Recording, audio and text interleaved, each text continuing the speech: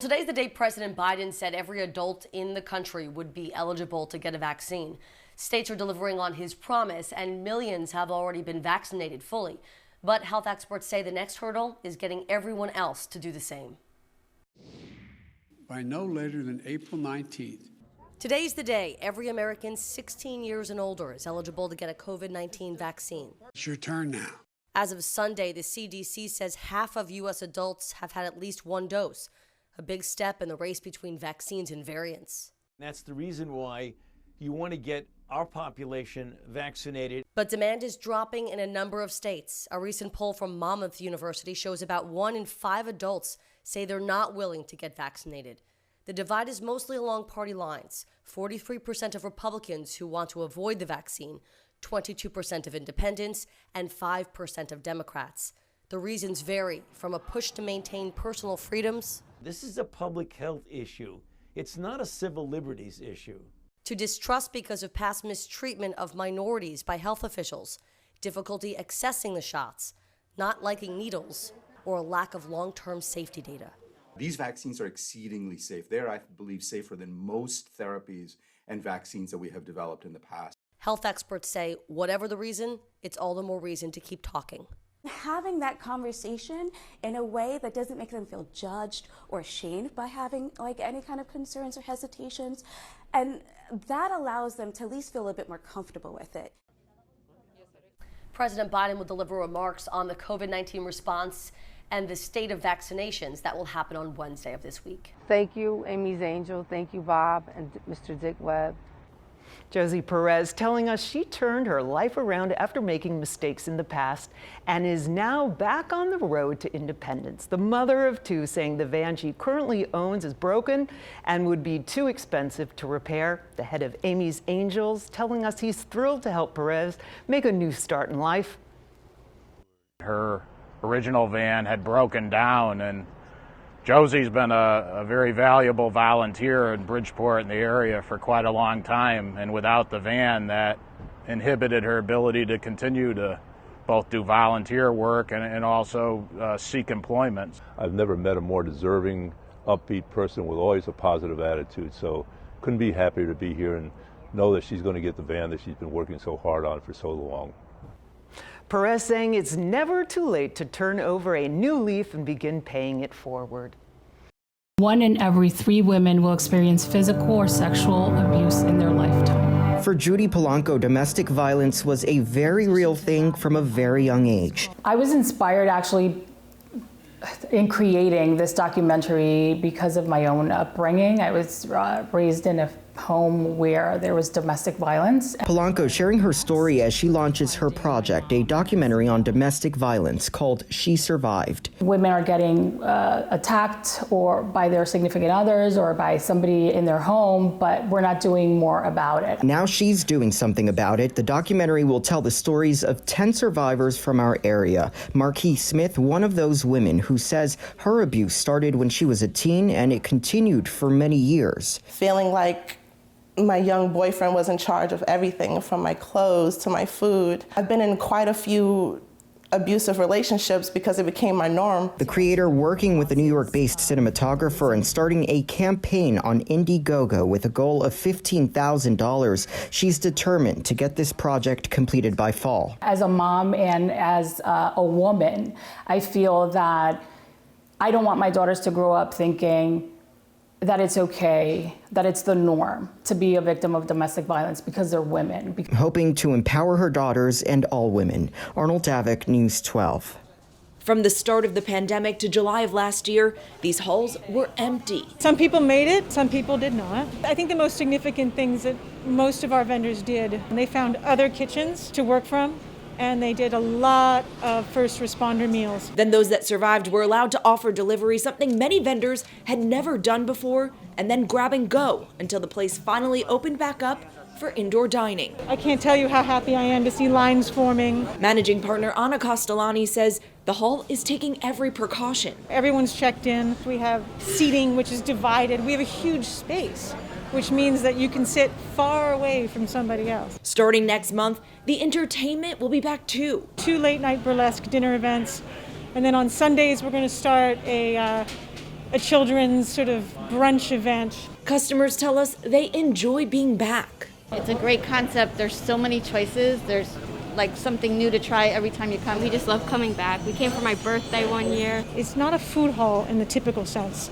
There's a very family feeling down here, which I think is really hard to find in a large space. And I think that's why people come back. And by grabbing a few rolls at Daigo Hand Roll Bar or some donuts from Cousin's Dozen, you're really supporting families from across New York City. We represent 27 nations. A third of them are women, every religion. This is a microcosm of small business New York City, right here. At the DeKalb Market Hall, Emily Lorsch, News 12. Paying tribute to the late Westchester native and rap icon DMX with a mural being painted in his honor. News 12's Eric Feldman has the story. It's not unusual to see kids playing pickup at the Neperhan Community Center in Yonkers. But something special was cooking on the court this Saturday. Done in my mind, it's just a matter of me coming up, walking to it, and putting it together. Before he was DMX, 10-year-old Earl Simmons escaped a tough childhood by coming to this community center. He foreshadowed his own greatness, spraying this as a teen. But platinum hits never stopped DMX from coming home. He never lost connection with the community of Yonkers. When X died last Friday, his head of security wanted him immortalized. So he called Demont Pinder, an artist from D.C. who worked with DMX for years. The task? Create a masterpiece outside. This definitely goes down as my Mona Lisa. Gallons of paint, a bevy of spray bottles, and scaffolding, Demont worked to honor his friend.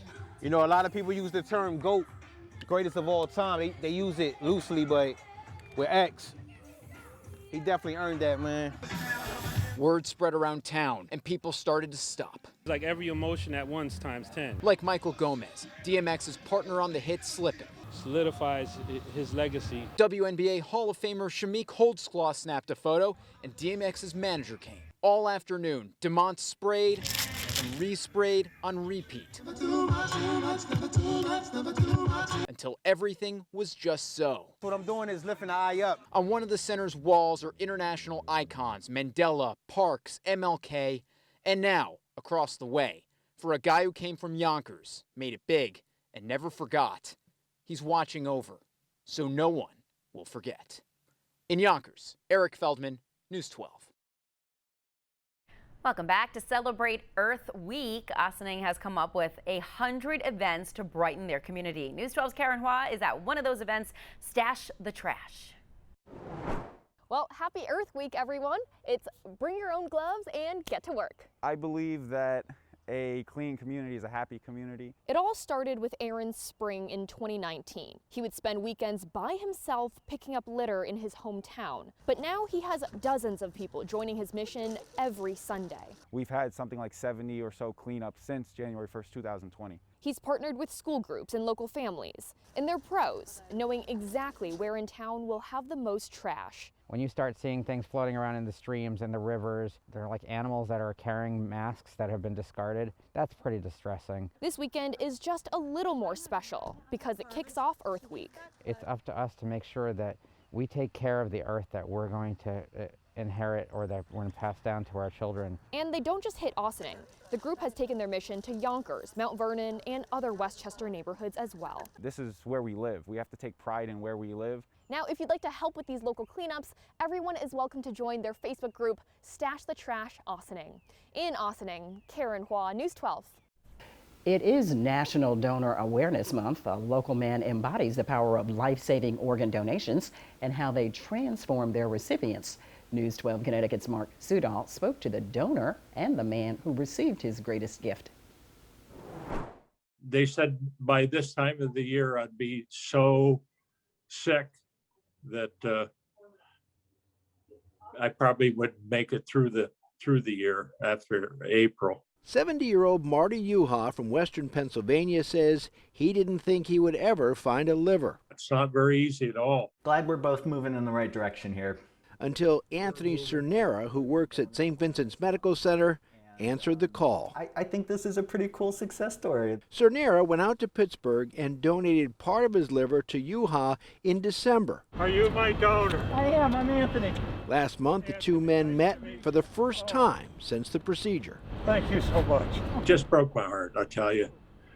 Anyone that could save me from what I was going to experience, it was just great. Today, Marty, how are you? Oh, man? Anthony, how are you doing? I'm good. So nice to see you. Oh, it's so great to see you. News 12 Connecticut reunited the two men, once strangers, now close friends. It was just great. I tell you, brothers forever. Juha says he's still recovering, but is excited for his future. I get to see my grandkids again. A new bond. Thank you so much. That these men say will never be broken. In Bridgeport, Mark Sudol, News 12 Connecticut. And this isn't the first time that Cernera gave the gift of life. A few years ago, he donated a kidney to a man in New York and stem cells to a woman in California. I think people feel like now more than ever, family is so important. So they're investing in their homes. There's a new beam that runs all the way from here to here. And Christopher Bjorklund with Bjorklund Properties in Milford says that is now driving up the cost of building supplies. So lumber materials are being squeezed because everyone's money is trapped in real estate in the stock market. Bjorklund says raw lumber prices jumped by over 260% since last year. He says other materials like siding and roofing are up over 30%. But he says the point some builders want to drive home is that they're waiting for prices to come down. They said they'll let those foundations sit there for months, even years if they have to. Bjorklund says now you have to schedule contractors months in advance. This is an unprecedented time. He says the owners of this home in Trumbull are redoing the whole house, as the pandemic has brought more New Yorkers into Fairfield County, and Fairfield County people are now moving up the line, right up the 95 corridor. Bjorklund says he expects this boom to continue into the fall. And then prices will be cut as a correction begins once the country opens fully again. In Trumbull, Mark Sudol, News 12 Connecticut. She's like, I'm going to have a business. Like, oh, you're going to have a business? Really? That's great. 9-year-old Juliana Tand wasn't joking when she told her mother she wanted to start her own business. It was this clay figurine she made for her grandparents 3 years ago that sparked the idea. I saw that I was really good at it, and then it got posted. Posted to her mother's Facebook page, that is, where Juliana says people were requesting to buy clay figurines from her. I decided to make it into a business. But this third grader had a twist on her new business venture. Instead of keeping the money, I would raise money. This past year, she says she raised $700 and used that money to buy holiday gifts for the Ronald McDonald House. Then in January, Juliana thought it would be fun to replicate the meme of Vermont Senator Bernie Sanders seen worldwide. I decided that I would raise more money on him because he was so popular. The Tans turned to Facebook to run a 10-day raffle of the 2.5-inch figure with chances costing $20 each. Her mother says with more than 100 people buying chances, she raised over $2,200 in the 10 days of the raffle. In the 2 weeks since the raffle has ended, she raised another almost $1,000, so $3,100. Juliana decided to give the money to the Ronald McDonald House. CEO of RMHC, Matthew Campo, says Juliana has taken them by surprise. She's helping so many kids and families staying here at our house. The CEO of the Ronald McDonald House says the donations will be used to provide meals to the families staying at the house. I'm very proud of myself. Shauna Narine, News 12 Long Island. Revolutionizing rail service. The LIRR taking the first steps toward possibly introducing the first battery-operated commuter trains in North America. News 12's Logan Crawford has the details. LIRR officials say they want to see if they can eventually make all of their trains run on batteries. The idea at this point is to find out how many, how big, and where they will fit underneath the train car. So that's to be seen. Over the next 8 months, the LIRR will conduct a study to see how far a battery-powered train can go, how fast, how long the battery would last, and where to put charging stations. LIRR President Phil Eng says the Oyster Bay, Port Jefferson, Ronkonkoma, and Montauk branches all still run diesel trains. Eng says the battery trains would not only be good for the environment, but will save money because adding a third electric rail to the diesel branches could cost billions of dollars. Lisa Daglin with the Permanent Citizens Advisory Committee to the MTA says battery trains could also cut down on transferring at Jamaica and other stations. Anything that is going to benefit the environment and benefit riders is something that we absolutely support. Then they would start test running empty trains here on the Oyster Bay branch. If all goes well, they could start running battery-powered trains with passengers on them as early as next year. Everything's going to be battery operated. How's that possible? You know? You'll believe it when you see it. True. The other diesel branches will be tested after Oyster Bay, which is the shortest trip to the city. The LIRR tells us the study on battery-powered trains will cost $860,000. In Oyster Bay, Logan Crawford, News 12, Long Island. Continues to make steady progress towards its vaccine goal of 4.7 million people in the state inoculated by the end of June. We went over a big milestone over the weekend, over 6 million total shots now given. And currently more than 2.5 million people in New Jersey are now fully vaccinated. And vaccine eligibility expanded today. Anyone 16 and up can now register for their shot. News 12 New Jersey's Chris Keating checked in at the mega site in Atlantic City. 16-year-old Sophia Tucker, a junior at Ocean City High School, sat for her COVID shot with Dad just a few feet away cheering her on. Yeah. She came away with a Band-Aid, a vaccination card, and a sense of freedom. I really have been wanting it for a really long time. We're going back full time now, and a lot of kids are getting like quarantined still. So I just feel like it would make me feel safer. It's a major decision for parents, but this was an easy one for the Tucker family. You know, your chances of having problems from the actual virus are way higher than any, possible risk of the vaccination. Pfizer's clinical trials have shown it is safe for children age 16. And health experts say there's no reason to believe that the vaccine would affect a child's fertility. Brad Tucker, who is a physician, says he and his wife have full confidence in getting both daughters vaccinated. I felt that the infertility thing was debunked and there was no proof to it. If you're interested, just remember at this time only the Pfizer vaccine is approved for teenagers. Also, teens must be with a parent when getting the shot. This mega site in Atlantic City is vaccinating 3,000 to 4,000 people per day. Since January, 217,000 have received their vaccine right here, and it's been getting easier to get an appointment. Sherry Bragg, the clinic manager here, fully supports the effort to get all teens vaccinated. People last year didn't get to go to prom, didn't get to graduation, so these vaccinations are a powerful tool for people to get back to that normalcy that we all really miss. In Atlantic City, I'm Chris Keating, News 12 New Jersey. Now, Pfizer has continued their clinical trial. The company is expected to soon ask the FDA for approval to give the shot to those as young as 12. Kyle Palma has been helping out in the kitchen with his parents since he was 3 years old. He's now 18. When you have kids on the spectrum, you try to find something that they gravitate to, and then you hone on that activity, and you can just stretch that out through their learning journey. For Kyle, that's cooking. He started making and selling his own truffles 4 years ago on Instagram, even selling out hundreds of orders for Christmas and Valentine's Day.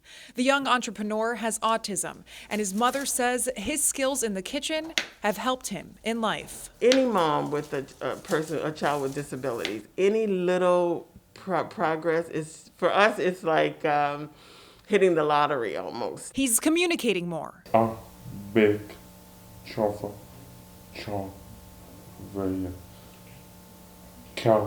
And because he's measuring and adding, his math skills are improving. Perfect. And for hand coordination things too, putting those truffles, because they're small, so putting them in the boxes and sealing them. Kyle is inspired by travel, so they hope to get his truffles in hotels and arena suites. If you're a person out there with a child with disabilities, hone on what he loves. He or she will grow immensely. And eventually employ other adults with autism, because he's producing a specialty product, his mother says, handcrafted with every truffle touched by love.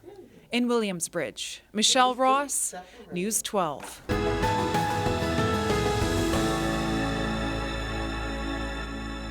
A nurse from Fleetwood is now cooking up a brand new business, and she wants you to know we're open. Hi everyone, my name is Alexis. I am the owner and cook at Eat Alone with Lex LLC, located right here in New York. We offer catering, meal prep, intimate dinner, and intimate brunches. If you'd like to book for any of our services, feel free to check us out on our website, which is www.eatalonewithlex.com. We have an Instagram account, which is Eat Alone with Lex, where you can DM us. And we also have a Facebook group where you can contact us on there, which is also Eat Alone with Lex. We offer a unique catering experience, which you would all love. Also, I am a nurse. I've been a registered nurse since 2014. So I love to feed the soul and I love to save lives. So thank you so much. And I hope you make sure to eat along with Lex. Trust me, you wouldn't miss out. Look at this food. I was looking at that lobster there. So impressive. More information on the business over on news12.com under numbers and